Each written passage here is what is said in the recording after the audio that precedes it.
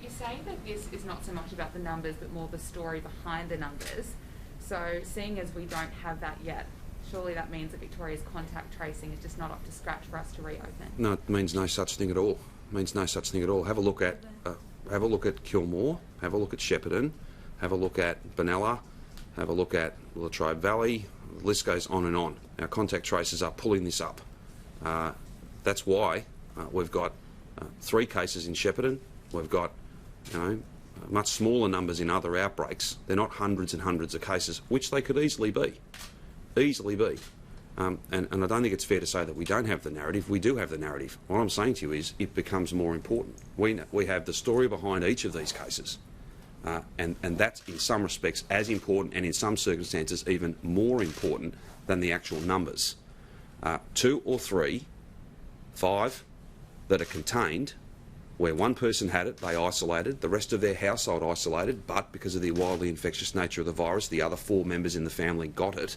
Those 5 cases are infinitely different to 5 cases, the source of which is not known to us, they're mysteries, or an outbreak where we only get the information we need late, for instance, and it's away, and it's dozens or hundreds of people that are infected.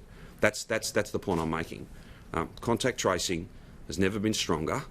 Can it be stronger again? Well, I don't think there's any great massive improvement that can be made, but we're looking for it every day. Every day we're looking for minutes, for hours, and we're also looking for the most accurate information to be given to us.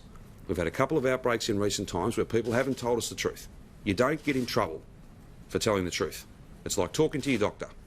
All we want is the coronavirus information. It's gold. It's absolute treasure.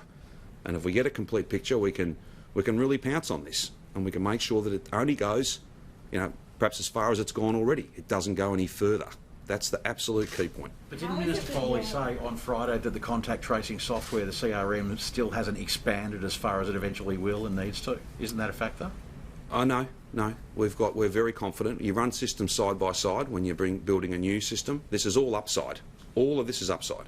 So it's not a matter of us having to wait for that. That's not delaying these decisions. It's not influencing these decisions. It just means that we'll have we'll have the backup that comes from having a full end-to-end digital product, so that a public health team in Shepparton can see exactly the same data as a public health team in Frankston, or wherever it might be. So that's on track. That's going along well, and it does take some time though. It does take some time to build it, and you've got to run old and new beside each other, because until the new one has proved itself, you can't put all your faith in it.